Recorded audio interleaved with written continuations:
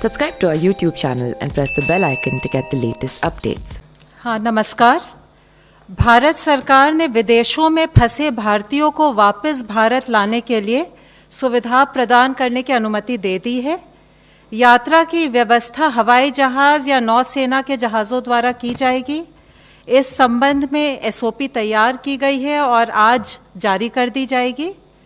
विदेश मंत्रालय के दूतावास और उच्च आयोग ऐसे व्यथित भारतीय नागरिकों की सूची तैयार कर रहे हैं। ये सुविधा पेमेंट बेसिस पर उपलब्ध कराई जाएगी। हवाई यात्रा के लिए नॉन शेड्यूल्ड कमर्शियल फ्लाइट्स का इंतज़ाम किया जा रहा है। ये यात्राएं फेज्ड मैनर में 7 मई से प्रारंभ होंगी। फ्लाइट लेने से पहले यात्रियों की स्क्रीनिंग की जाएगी। केवल एसिम्प्टोमेटिक ट्रैवलर्स को ही यात्रा की अनुमति होगी। यात्रा के दौरान सभी यात्रियों को स्वास्थ्य मंत्रालय और सिविल एविएशन मंत्रालय द्वारा जारी किए गए प्रोटोकॉल्स जैसे हेल्थ प्रोटोकॉल्स आदि का पालन करना होगा। गंतव्य पर पहुंचकर सभी को आरोग्य सेतु ऐप पर रजिस्टर करना होगा। सभी की मेडिकल जांच की जाएगी। जांच के बाद संबंधित राज्य सरकार द्वारा उन्हें या तो अस्पताल में या इंस्टीट्यूशनल क्वारंटाइन में 14 दिन के लिए पेमेंट बेसिस पर रखा जाएगा। 14 दिन के बाद दोबारा कोविड टेस्ट किया जाएगा और हेल्थ प्रोटोकॉल के अनुसार अग्रिम कार्यवाही की जाएगी। राज्य सरकारों को वापस आने वाले भारतीयों के परीक्षण, क्वारंटाइन और अपने राज्यों में उनकी आवाजाही की व्यवस्था बनाने के लिए सलाह दी जा रही है। विदेश मंत्रालय और सिविल एविएशन मंत्रालय शीघ्र ही इसके बारे में विस्तृत जानकारी वेबसाइट द्वारा साझा करेंगे। भारतीय रेल ने प्रवासी श्रमिकों के लिए अभी तक 62 स्पेशल ट्रेन्स चलाई हैं और लगभग 70,000 यात्री इस सुविधा का उपयोग कर रहे हैं। आज 13 और ऐसी ट्रेनें चलाए जाने की उम्मीद है। कल आप सबके साथ मैंने गृह मंत्रालय ने जो लॉकडाउन से जुड़े दिशा निर्देश जारी किए थे उनके मुख्य बिंदु साझा किए थे। आज मैं आपके साथ लॉकडाउन से जुड़े जो नेशनल डायरेक्टिव्स यानी राष्ट्रीय निर्देश हैं उनकी तरफ आपका ध्यान आकृष्ट करना चाहूँगी। सार्वजनिक स्थानों के लिए जो हमने निर्देश जारी किए हैं उसमें सबसे पहले यही है कि सभी को फेस कवर यानी फेस मास्क लगाना अनिवार्य है। सार्वजनिक स्थानों पर सबको 2 गज की दूरी बनाए रखना ज़रूरी है। सार्वजनिक स्थानों पर थूकना दंडनीय अपराध है। इन स्थानों पर शराब, पान, गुटखा, तंबाकू इत्यादि का सेवन करना वर्जित है। दुकानों पर सोशल डिस्टेंसिंग के नियमों का पालन किया जाना अनिवार्य है। दुकान पर एक समय में 5 से अधिक व्यक्ति नहीं हो सकते। किसी भी संगठन या ऑर्गेनाइजेशन को 5 या 5 से अधिक लोगों को एक स्थान पर इकट्ठा करने की अनुमति नहीं है। विवाह संबंधी समारोह में 50 व्यक्तियों से अधिक के शामिल होने पर रोक है। इन समारोह में भी सोशल डिस्टेंसिंग के नियमों का पालन करना आवश्यक है। इसी प्रकार अंतिम संस्कार में भी सोशल डिस्टेंसिंग के नियमों का पालन करते हुए 20 व्यक्तियों से अधिक शामिल नहीं हो सकते। अब मैं आपके साथ कार्यस्थलों के लिए जारी राष्ट्रीय निर्देशों को फिर से साझा करना चाहूँगी। कार्यस्थलों पर thermal scanning, hand wash, sanitisers और फेस मास्क पर्याप्त मात्रा में उपलब्ध कराना आवश्यक है। कार्यस्थलों पर और कंपनी परिवहन में इंचार्ज द्वारा सोशल डिस्टेंसिंग सुनिश्चित करना भी आवश्यक है। काम की शिफ्टों के बीच समय का पर्याप्त अंतराल होना चाहिए और स्टाफ को अलग अलग लंच ब्रेक दिया जाना चाहिए ताकि सोशल डिस्टेंसिंग सुनिश्चित की जा सके। सभी कर्मचारियों के लिए आरोग्य सेतु ऐप पर रजिस्टर करवाना संगठनों के प्रमुखों की जिम्मेदारी है। कार्यस्थलों को समय समय पर खासकर शिफ्ट्स के बीच में सैनिटाइज किया जाना भी ज़रूरी है। सभी कार्यस्थलों पर कोविड-19 का उपचार करने वाले निकटवर्ती अस्पतालों की सूची उपलब्ध होनी चाहिए। क्वारंटाइन के लिए भी स्थान चिन्हित करके रखना चाहिए। बड़ी बैठकें यानी फिजिकल मीटिंग्स को अवॉइड करना चाहिए।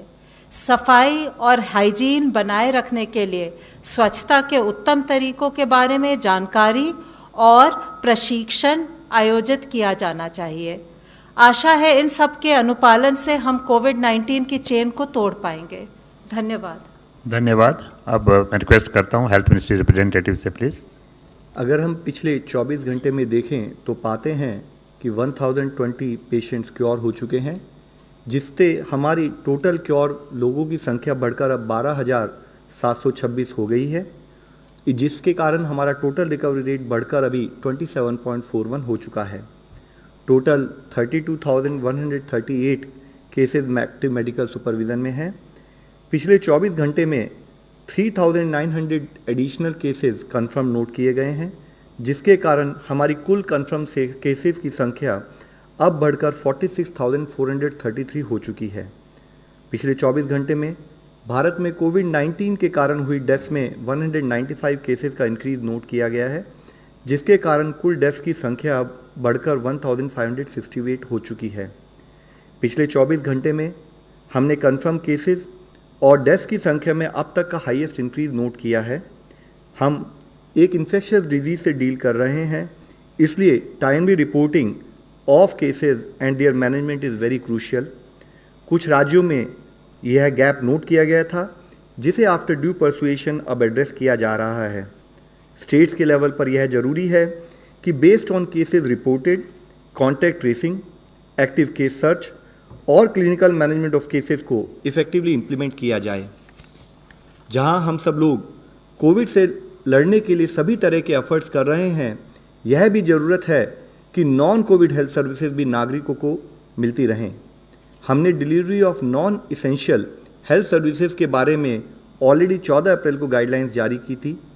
हमें इंश्योर करना है कि गवर्नमेंट और प्राइवेट नॉन कोविड फैसिलिटीज़ में जिस जोन में वह जिला पड़ता है, उसके अनुसार सारी सर्विसेज प्रोवाइड की जाएं। Immunisation, maternal child health services, services for critical ill patient जैसे कि डायलिसिस, कैंसर, डायबिटीज़, टीबी और ब्लड डोनेशन जैसी सर्विसेज सुचारू रूप से चलती रहें। यह सीज़न वेक्टर बॉर्न डिजीजेज जैसे डेंगू, चिकनगुनिया और अन्य बीमारियों के लिए भी कार्य करने का सीज़न है। ज़रूरत है कि फील्ड फंक्शनरीज इन कार्यों को सुचारू रूप से करते हुए अपनी सर्विसेज रूरल और अर्बन एरियाज में सुचारू रूप से प्रोवाइड करते रहें। माननीय स्वास्थ्य मंत्री जी ने हाल ही में बिहार राज्य के स्वास्थ्य मंत्री जी के साथ वीडियो कॉन्फ्रेंस के जरिए acute encephalitis syndrome AES cases का भी रिव्यू किया है। उन्होंने राज्य को आश्वासन दिया है कि स्वास्थ्य मंत्रालय उनके हेल्थ सिस्टम को स्ट्रेंथन करने के लिए नेशनल हेल्थ मिशन के द्वारा सभी तरह का सपोर्ट प्रोवाइड करेगा। आज ग्रुप ऑफ मिनिस्टर्स ने कोविड-19 के संबंध में माननीय स्वास्थ्य मंत्री जी की अध्यक्षता में अपनी 14वीं मीटिंग की। मुख्यतः infrastructure in terms of PPE, N95 mask and ventilators, oxygen cylinders availability of oxygen पर डिस्कशन किया गया। यह बताया गया कि रिस्क असेसमेंट को फैसिलिटेट करने के लिए और लोगों को टाइमली अलर्ट प्रोवाइड करने के लिए टेक्नोलॉजी का इस्तेमाल करते हुए आरोग्य सेतु एप्लीकेशन को बढ़ावा दिया जाना चाहिए। नॉन कोविड हॉस्पिटल्स और कोविड ब्लॉक वाले अस्पतालों में जो नॉन कोविड ट्रीटमेंट एरिया हैं, वहाँ हेल्थ वर्कर्स को और अन्य लोगों को PPEs किस तरीके से इस्तेमाल करने चाहिए, उसके लिए एक एडिशनल गाइडलाइन को जारी किया गया है। इससे पहले भी स्वास्थ्य मंत्रालय ने 24 मार्च को PPEs के रैशनल यूज़ पर कुछ दिशा निर्देश जारी किए थे। इसमें गाइडलाइंस में हेल्थ केयर वर्कर्स को रिस्क प्रोफाइल जैसे कि high risk area, moderate risk area या लो रिस्क एरिया के बेसिस पर किस हॉस्पिटल सेटिंग में किस टाइप के PPEs यूज़ करने चाहिए, उस पर गाइडेंस प्रोवाइड की है। हाई रिस्क एरियाज में फुल कॉम्प्लीमेंट ऑफ PPEs यानी कि N95 मास्क, कवरऑल्स, गॉगल्स, ग्लव्स और शू कवर का इस्तेमाल किया जाना चाहिए। मॉडरेट रिस्क एरियाज में N95 मास्क, ग्लव्स का इस्तेमाल करना चाहिए। माइल्ड या लो रिस्क एरियाज में ट्रिपल लेयर मेडिकल मास्क और लेटेस्ट एग्जामिनेशन ग्लव सफिशिएंट हैं। इस संबंध में डिफरेंट एरिया जैसे कि आईपीडी ब्लॉक में, जैसे हमारे वार्ड्स हैं, आईसीयूज़ हैं, लेबर रूम्स हैं, ऑपरेशन थिएटर हैं। ओपीडी ब्लॉक में हमारी हेल्प डेस्क के रजिस्ट्रेशन काउंटर हैं, डॉक्टर्स के चैम्बर्स हैं, फार्मेसी काउंटर्स हैं, सैनिटरी स्टाफ को क्या प्रिकॉशन लेनी है। इसी तरीके से इमरजेंसी डिपार्टमेंट या अदर एंसिलरी सर्विसेज जैसे कि हमारी लैब, ब्लड बैंक्स और लॉन्ड्री सर्विसेज जो भी हैं, वहाँ पर किस टाइप का रिस्क प्रोफाइल है और उसके तहत किस टाइप के पीपीई को यूज़ करना चाहिए, यह डिटेल दिशा निर्देश जारी किए गए हैं। आप सबके द्वारा रिक्वेस्ट ये है कि कम्युनिटी में हमारे जितने भी गवर्नमेंट और प्राइवेट हॉस्पिटल्स हैं वो इन गाइडलाइंस जो कि हमारी वेबसाइट पर भी उपलब्ध हैं उसको समझते हुए उसके हिसाब से कार्य करें। कोविड-19 दुनिया के अभी सभी देशों में फैल चुका है। इस लड़ाई में केस मैनेजमेंट के साथ साथ जब हम लॉकडाउन को रिलैक्स करते हैं तो यह लड़ाई हमें काफ़ी रिस्पॉन्सिबिलिटी के साथ लड़नी होगी। माननीय प्रधानमंत्री जी के अनुरोध अनुसार शुरू से ही ये लड़ाई सरकार के साथ देश का हर नागरिक लड़ रहा है। जब हम लॉकडाउन को रिलैक्स कर रहे हैं तो इसमें सरकार की जिम्मेदारी के साथ साथ हर नागरिक की जिम्मेदारी और बढ़ जाती है। समस्त सरकार और संपूर्ण समाज के शेयर्ड एफर्ट से ही हम यह लड़ाई जीत सकते हैं। हमें अपनी जीवन शैली और काम करने के तरीके में कोविड-19 से संबंधित अप्रोप्रिएट बदलाव लाना होगा। आज ज़रूरत है कम्युनिटी की ओनरशिप की। ज़रूरत है कि हर citizen as part of the social responsibility chain of transmission को ब्रेक करने में कंट्रीब्यूट करे। जैसे कि माननीय प्रधानमंत्री जी ने कहा था, भारत की यह लड़ाई पीपल ड्रिवन हो और हम सब मिलकर समस्त विश्व के सामने इसके लिए एक सक्सेसफुल एग्जाम्पल सेट करें। धन्यवाद। कुमार कुंदन, TV9 भारतवर्ष।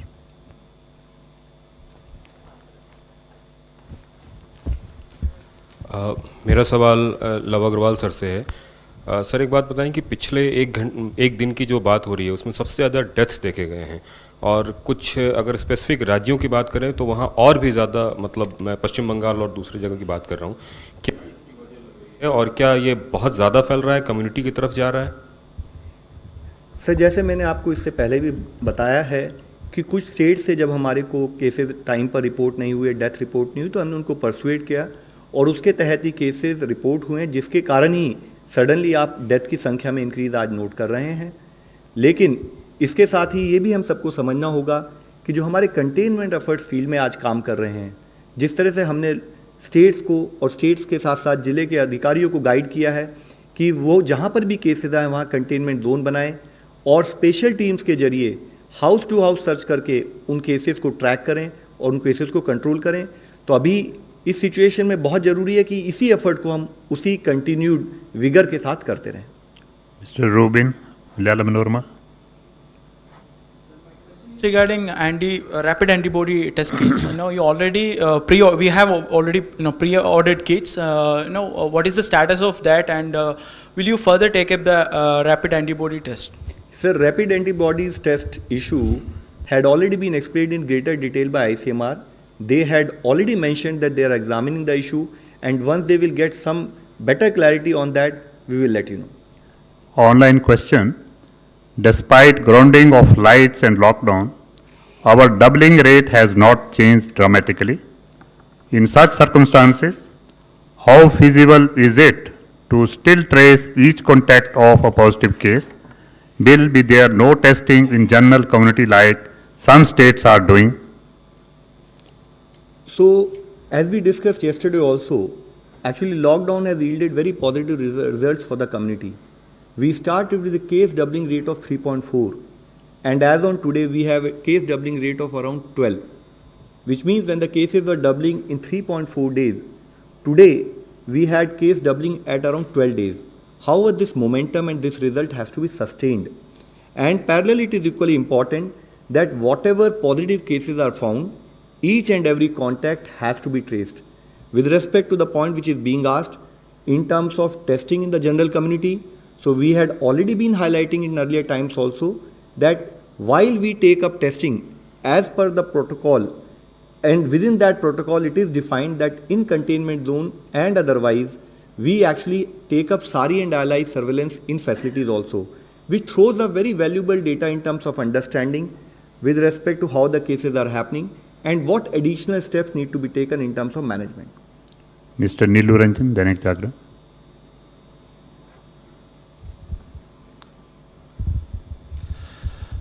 सर ये जो केसेस बढ़ रहे हैं, आप ये जो कह रहे थे कि राज्यों ने रिपोर्ट करना ज़्यादा किया है और ज़्यादा कर रहे हैं, तो ये सारी और ILI का जो रिपोर्ट है वो क्या संकेत कर रहा है? क्या कम्युनिटी की तरफ कहीं जा रहा है, नए केसेस वहाँ ज़्यादा आ रहे हैं? सर, जितने भी हमने जो इसके बारे में आपको पहले भी एक्सप्लेन किया था कि कहीं पर हमारे स्मॉल क्लस्टर्स हैं, तो जहाँ स्मॉल क्लस्टर्स है वहाँ पर आप ये पाते हैं कि एक से दूसरा केस बिल्कुल ऑटोमेटिकली आप लिंक कर सकते हैं और उसको फॉलो कर सकते हैं। इसी तरीके से कुछ लिमिटेड एरियाज़ में यू विल ऑल्सो नोट कि हमारे लार्ज आउटब्रेक सिचुएशन हम बोलते हैं कि जहाँ पर मल्टीपल क्लस्टर्स हम पाते हैं। तो अगर उस तहत में देखें तो we are very comfortable in terms of managing the situation as of now. However, it is also to be understood that since this is an infectious disease, any laxity at field level in terms of management, any lack of cooperation in terms of social distancing and physical distancing will have its consequences. Mr. Sahil, ANI. ANI, this. Here it's this.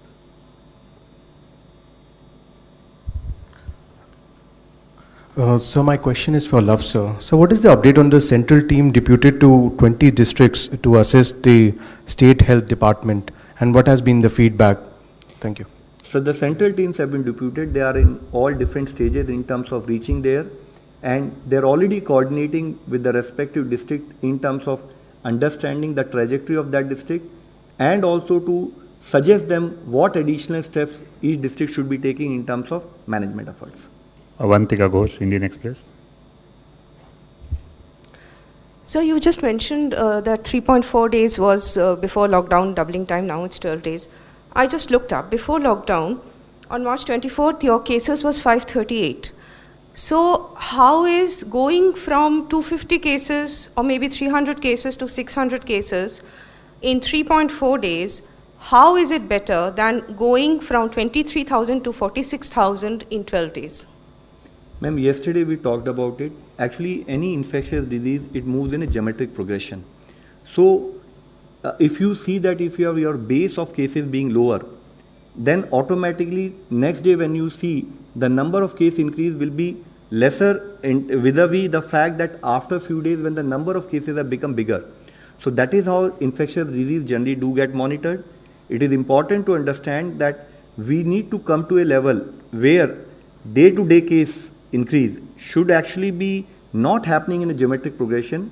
It should be happening, in such a manner where the number of cases do get added on a daily basis are lesser than that, and subsequently to a level where we can actually increase the doubling rate much higher so that case remains stable, and that is where we end up seeing a flattening of the curve. Ashish, ABP News.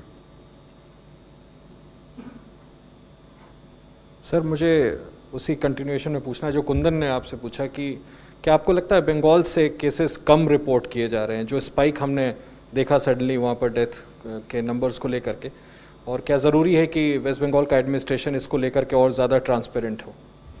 Sir, बहुत ज़रूरी है कि हम सब लोग मिलकर infectious disease management के part में ये इंश्योर करें कि टाइमली रिपोर्टिंग को हम फॉलो करें, टाइमली रिपोर्टिंग को फॉलो करते हुए फील्ड एक्शन भी लें। और जैसे मैंने इससे पहले भी आपको बताया, स्टेट गवर्नमेंट से कोऑर्डिनेट करके ये इंश्योर किया गया कि आइडेंटिफाई किया गया कि जो भी हमारी लेट रिपोर्टिंग हो उसको हम स्ट्रीमलाइन करें, और उसके तहत ही स्टेट गवर्नमेंट ने एडिशनल केसेस को हमें रिपोर्ट भी किया है। Last question, Kamal Sandhu. So while rest of the countries are showing a downward trend now, India is showing one of the biggest spikes. And second, what do you attribute the biggest cause for a rise in number of deaths of COVID-19? Ma'am, we have actually today's whole discussion has been on the fact that in one or two locations larger cases of deaths have been reported. So that is primarily the reason why suddenly we found larger number of deaths. However, we all need to understand that vis-a-vis other parts of the country where, other parts of the world where suddenly larger number of cases were reported, India has actually through the process of lockdown and through our containment efforts had been ensuring that the cases do not increase. We are still following a similar trajectory. So when you will compare us with other parts of the world, you realize that their absolute number of cases would have probably little bit gone down, but India had maintained a similar trajectory of having lower number of cases. However, having said that, for us it is a day-to-day challenge in terms of ensuring that not only this trajectory is maintained, we should continue our efforts to lower down this trajectory and come to a level of saying that yes, we have been able to win this battle. Thank you, friends. Thank you very much. Please just don't ask that. Please just wait. Anything else you want to add? I didn't hear the question. Okay. The cases of the doctors being reported. Yes, we have understood the question. We'll respond. See, for us it is a great matter of concern. It is a great matter of concern that if any health professional get infected, and it is particularly important for all of us to ensure that we all collectively as healthcare professionals working in the field take required precautions while dealing with cases. We had talked about it earlier. There are two sets of cases which we have found. One is while attending to medical duties, second is someone getting infected and in process being a professional, health professional, also got infected. For us, collectively we have been working with all the states, we have been working through AIMS, we have been working through our, again, technical agencies to ensure that everyone get oriented on proper use of PPEs, proper infection prevention measures, effective biomedical waste management, and as part of that exercise is when we mentioned to you today that we have come with respect to rational use of PPEs, even in hospitals dealing with non-COVID patient, is what we have tried to, through you, we want to bring to the notice of everyone that we have to ensure that we follow all the required guidelines with respect to infection prevention and management. Thank you, friends. Thank you very much.